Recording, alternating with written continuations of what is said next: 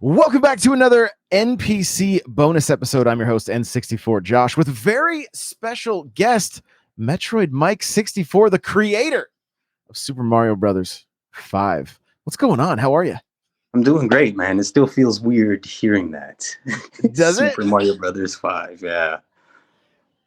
So, man, I have so many questions. So many questions. First, I got to tell you, when Mario Maker 2 announced Worlds, the first thing I was like, yo, you basically had my idea come to fruition. And I'm like, there's no way. You had 7 years. I'm like, I'm so glad I didn't try to attempt this. Like, there's no way. But I'm so glad somebody did it and did it so well. I've played through the first world, talked about it on my show yesterday.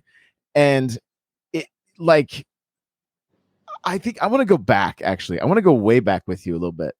Okay. It says your Twitter profile says rescuing princesses since '85.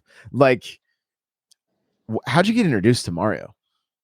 How I got introduced, it was back in '85. I went over to my cousin's house, went into his basement, and he was playing Super Mario Brothers on the NES. And when I saw it, I was like, "What is this game?" And it was just an immediate draw. I mean, back then, like, that was revolutionary, you know. Oh, yeah. So I remember going next day, and getting my parents to buy a copy at Crazy Eddie. I don't know if you know Crazy Eddie, but Crazy Eddie, they went downstairs to get it from the back. It took them like an hour, but eventually got it, and that's where I was first introduced to Mario Brothers. And looking back at it, you see that Mario Brothers was officially released in '86 with Duck Hunt. But they did Nintendo did run a test run in New York City, in '85, right? And it looks like I was one of those people that purchased an NES during the test run in New York. So gotcha. Okay. I didn't even realize that, because I bought like I don't know if it was the deluxe set, and there was a bunch of different NES sets, and this one came with Rob the Robot. With Rob?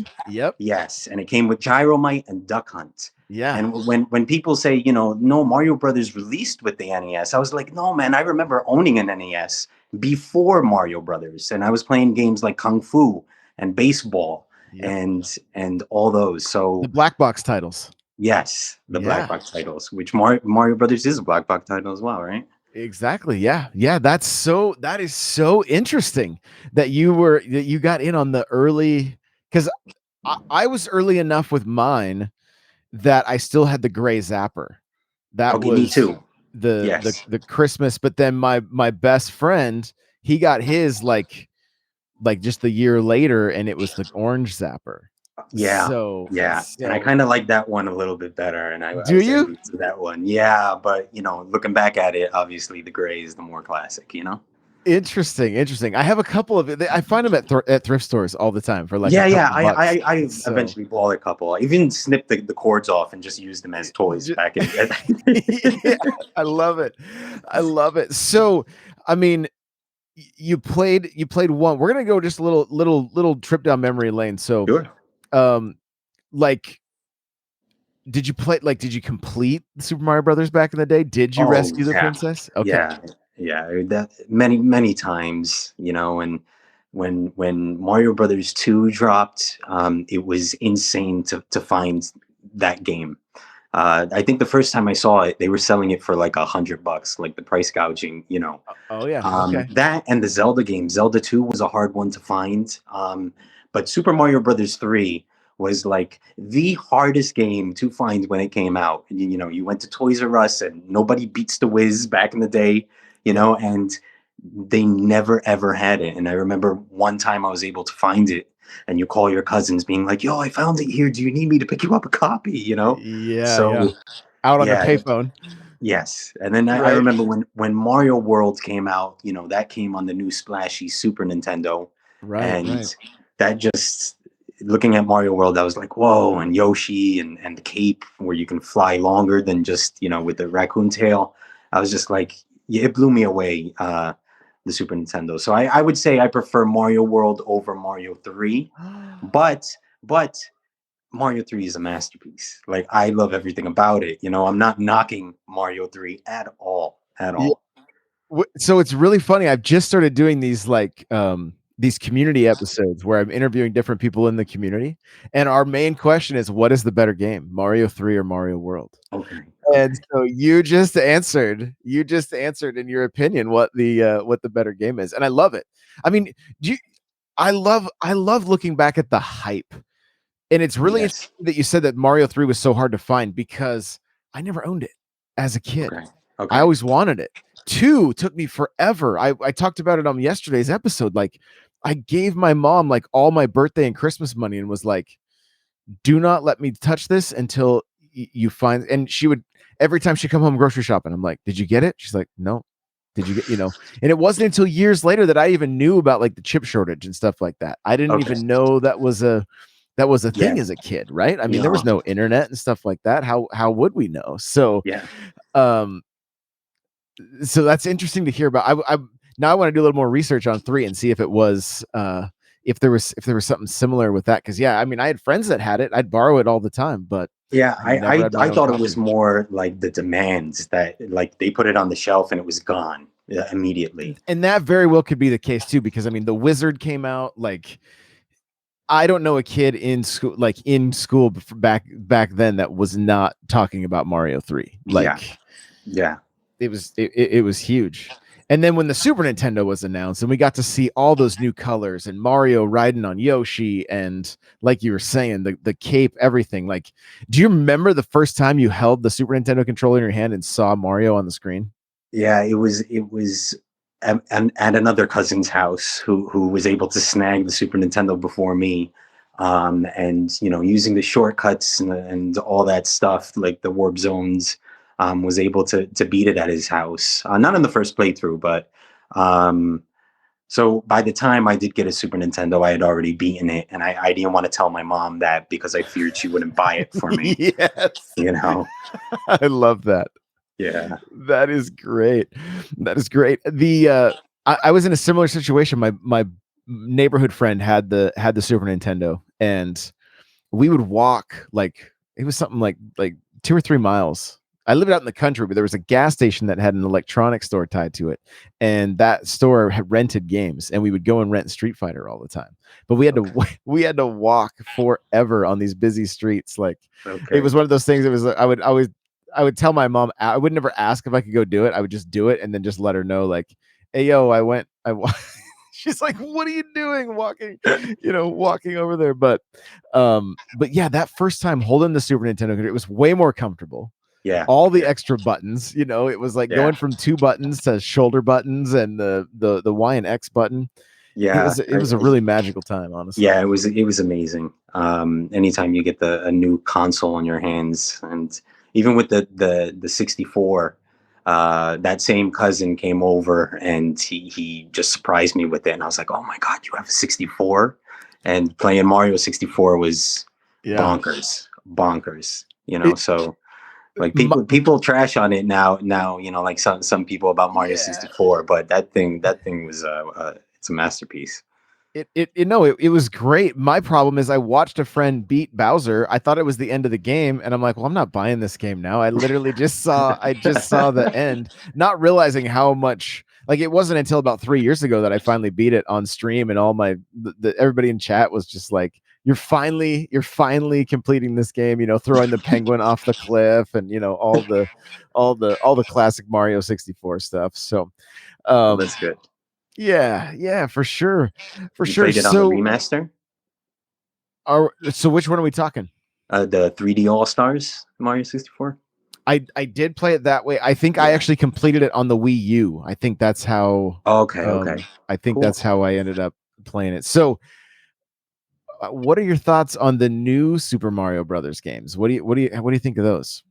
I enjoyed them. I mean, I don't like the art style too much. I like the move set, the wall jumping, the ground pounds, and all that kind of stuff. I think that's a cool idea. Would like to see those brought to the older styles, But I'm not a fan of the style. I really think that new Super Mario Brothers U is a really good game, and the reason Mhm. why is I think the connected world map really made me enjoy it a lot more. It gave it a Super Mario World feel to it. And I honestly think if like the art style was in a different direction and more pixelated, more Super Nintendo y, Mhm. I honestly think it would have been remembered better, and people would have been praising it more. Could you imagine more of the 2D HD, like the HD 2D or whatever, kind Oh of like yes, Octopath Traveler or one of those, like I love seeing, those. yeah, same, and to see like to see Mario in an art style like that would be absolutely fantastic. Yeah. One of the things that I love about what you did with Super Mario Brothers 5 is, and I've talked about it on this show before, but like one of my hopes was that Nintendo would lean into their past and create a game where potentially Bowser goes back in time and helps previous Bowsers with dealing with Mario, and we would have to play through the similar like art style from that time period, Okay. and then come back. I would love that because it would be um so nostalgic for all of us that have grown up with this for so many years. I I love that. 100% agree with you as far as the art style for the new games. I felt like on the DS it was still pixelated enough that it was like, yo, this feels. But then when they moved it into HD and they smoothed everything out, and it didn't really have any pixels any longer, I was kind of sad about it, honestly. Yeah. Like it felt a little bit like it was just lacking in a way, like it Yeah. was just kind of lacking some depth and stuff. So but I also agree the overworld with the Mario Bros U, I mean, fantastic, Yeah, like done love it. really They have well. So secret exits on there, and there's a lot of them. It's really fantastic. You can skip worlds. I thought it was a real good job. It reminded me so much of Mario World in that regard. yeah, no, absolutely, absolutely. So you've been at this since 2015, so I'm assuming it started with the Wii U. Yeah, it started with the Wii U. I had the intention of, I should make my own Mario game. All these courses should be, part of something bigger. So back then, I was creating courses with the intention like, oh, this is a little difficult. Okay, this will be, my world 5-3, or whatever or whatnot. And before then, at that time in the Wii U, they didn't have the Koopa Kids or the Koopalings to have as bosses. So, I would create bosses from the regular enemies in the game. And you notice it throughout. There are some courses that unexpectedly have a boss at the end as you play through it, mainly World 4, I believe, the Forest World. And that's because I published those courses a while back. And they had a boss at the end of them because I had imagined those as like the end of world boss. But then when they updated, Mario Maker 2, um, I didn't want to leave those Mario Maker 1 levels trapped on the Wii U and not getting played. So there's no transfer option from Wii U to Switch in terms of levels. So you can't click a button and just transfer all your courses. So I did it manually, block by block, with a gamepad, a Wii U gamepad, and a Switch. And I slowly, over several hours, was able to get one course in, then another. And I think I brought over about 20 courses maybe from the Wii U. And once I had them on my Switch, then I was able to play with the new tool set, from Mario Maker Tool. I was able to add checkpoints to old courses that I made before the checkpoint update, So now a lot of things were easier and smoother. And then I had about 19 courses published already on the server by the time they announced the World Creator Update. So once the World Creator Update and the Koopa Kids came out at the same time, I knew that I can piece everything together. So I had 19 courses already published that I couldn't edit because I would have to remove them from the server, and I would lose all my likes. And some of them, had gotten like 500 likes or 200, and I didn't want to touch those. So there were several courses that I needed to touch. Some that gave away too many one-ups. Some that I didn't like a certain section, or there was a game-breaking bug in it where you'll be trapped. So I had to remove those from the server, which was hard. And I updated them and corrected a lot of them. And there's still some courses in there that I would go in and correct, but I didn't want to touch them. I didn't know how much attention and how many people would be playing this. Otherwise, if I knew that, like, I would have touched every course. So there are a few courses I'm not too thrilled with, but I may go back in and do a little maintenance on several courses and improve the experience a little bit. So correct me if I'm wrong. The majority of the levels are Super Mario World, and then there's a handful that are 3, and then 2 that are from the first game. Correct? I believe there's 24 Mario Worlds, 14 Mario 3, and just 2 regular Super Mario Brothers. Got you. Okay. I will tell you, playing through just the first world, it was like there's that thing you have to do when you're playing Mario Maker that you've got to go, okay, I know, like when you hit a Yoshi and then you hit another Yoshi and it's not an extra life, right? You're like, oh, I know I'm not playing Super Mario World, right? Like you just kind of know. Yeah, But there's certain things. I hear you.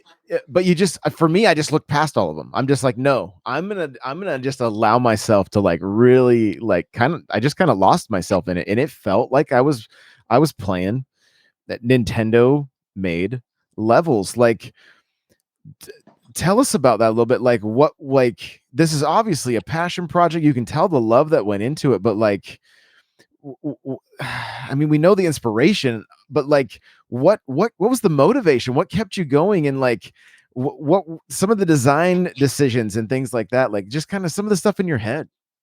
Yeah, I wanted to stay true to the Nintendo formula and the classic Mario gameplay.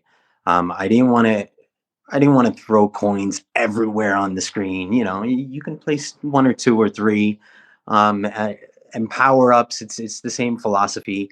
I had trouble rewarding the players for secrets because really the only reward I can put was a one up block, or a one up mushroom. I mean, so that messed up with the live distribution I wanted to. But overall, I just wanted to stay true to the Mario gameplay and the Nintendo gameplay. I wanted to add a little bit more puzzle elements to it, a little bit more flair, things Nintendo might not do or possibly should do.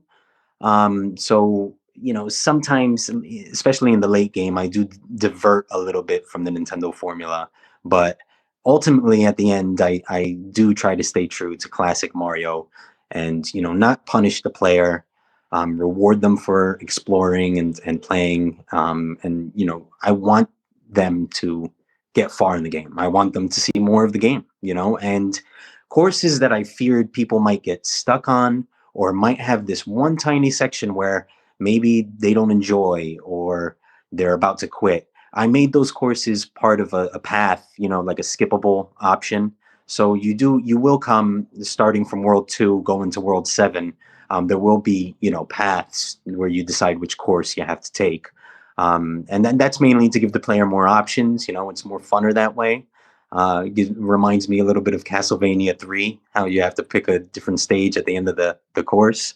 But ultimately, it was because one of those courses might have a frustrating element to it.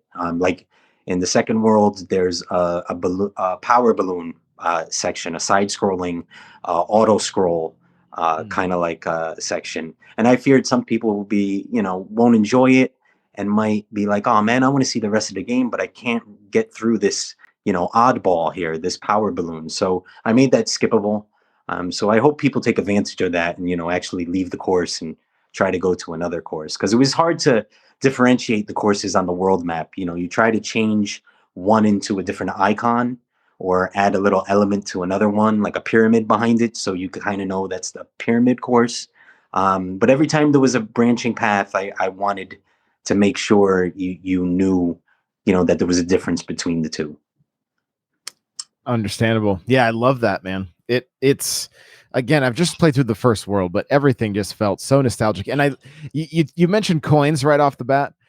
I found myself going and hitting the blocks that had extra coins, and I'm just like, what am I doing this for? I don't know why, but it just felt right.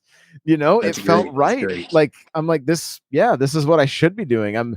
And there were even areas that I'm like, I could have explored more. I don't know if there were some secrets in some of the like the underground level of Super Mario Brothers, like it was a Super Mario Brothers 1 level, but I'm like, Yes. I feel like there's some stuff I could explore here. And then there were a few areas where I saw mushrooms and I'm like, I have no idea how to get to that. Like I have no clue. I mean, I would have to go back and play it again, which is, I mean, it's fantastic. That's very Nintendo-esque when it comes to the design of these levels. So you did an amazing job.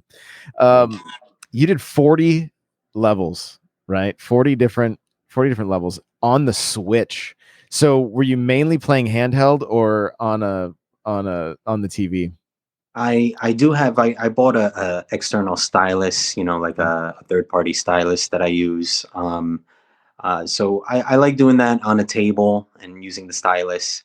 Holding the Switch with one hand with the stylus is kind of crampy and uncomfortable. But the majority of the time, if I got it on the TV using a Pro controller, I've gotten used to that. I didn't think I would. I thought that the Pro controller would be like counterintuitive, in terms of creating. In playing, of course, that's the way to go. But in terms of creating, but I found myself enjoying it and sometimes preferring it. So um, I do miss from Mario Maker 1, I do miss the gamepad. I Obviously I believe Mario Maker 2 is a better game over 1, but when it comes to the Wii U, it was nice having those dual screens. And on that, I used to create strictly on the gamepad with the stylus. And every time, I want to test out my creation, I just hit the select button and suddenly just look at the TV and play off the gamepad, in play mode. So I do miss the gamepad element to it, but creating on the Switch, either stylus on the table or um, Pro controller on the TV. I used to get my co-host upset with me when they announced Mario Maker 2, and I hoped that they were going to make an app for the 2DS or the 3DS that would allow us to create Mario Maker 2 stages while connected to the Switch on the TV, and then Wow. essentially turn it into the gamepad, right? Because it would give us the stylus, Yeah, and that would.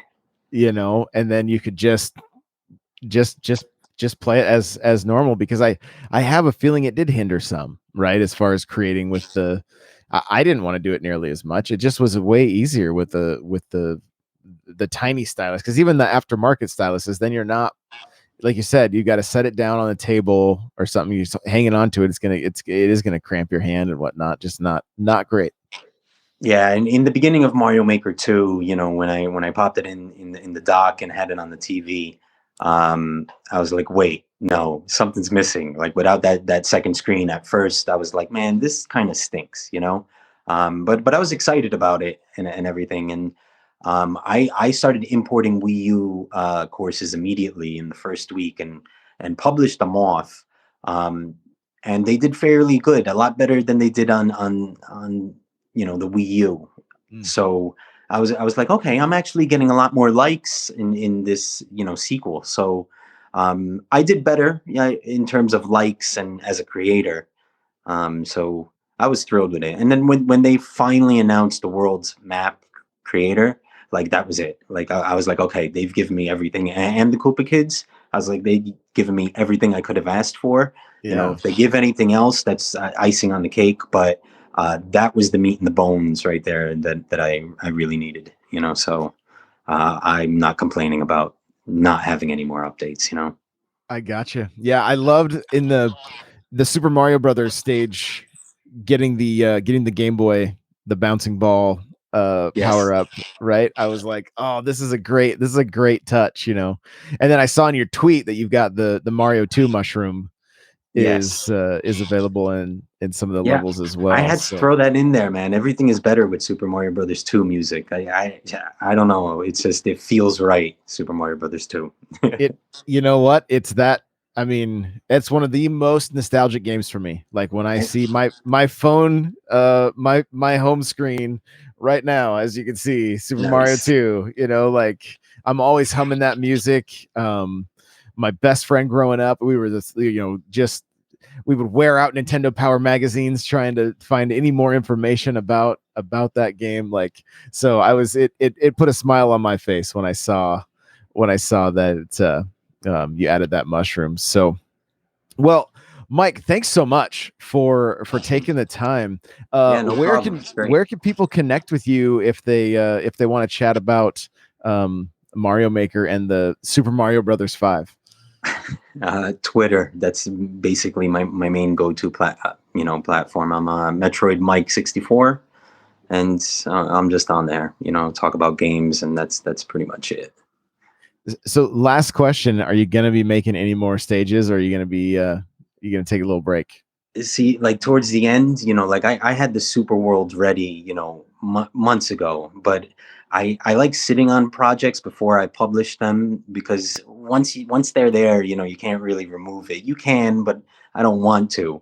And I don't want to get like these late ideas and been like, man. And a lot of times, a lot of my best creative work comes from sitting on something for a long time, and then just weeks or months later, it's like, wow, I really improved this. So Yeah, that's something I wanted to do, and I could have published it, and I didn't. And I wanted to play new games, but this year I was focused on this because I wanted to get it done. It was kind of like a bucket list thing I wanted to do.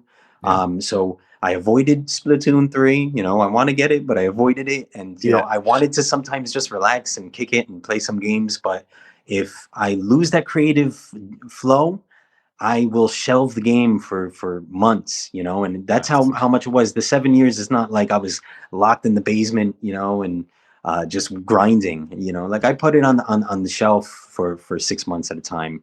So um, just working on it like that and everything, it was a grind, but pulled through at the end. I play tested it and but play testing your own thing is, it's not good. You need other play testers. So that part was difficult, but it was hard to finally just put it out there. And in order for me to do that, I had all these courses, that I wanted them to flow together.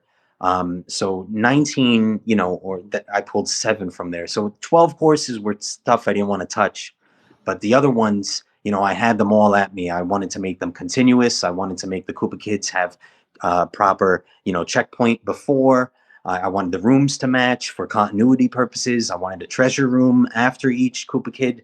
So there was Yeah. a lot of things I wanted to flow, and I had to create all those courses simultaneously. And getting it out there, that was the most difficult thing, just getting it out there. I love And it. and yes, I will be updating the courses. Like I thought I was done and free of the shackles of Mario Maker, but seeing the response, I do want to go out there and remove a couple of courses or improve some more. Yeah. You, you have to get a second Switch and just create Super Mario Brothers 6. Oh my lord. Maybe we're if all there's a Mario Maker 3, we'll see. we're all counting on you. All right, Yeah, don't. right. we need a sequel. Nintendo's not doing it, so we need you, Mike. So thank you so much. And we'll have to do this again. Maybe learn more about your history with Nintendo and stuff. So thanks for being on. Awesome. Thank you for having me. It was a pleasure.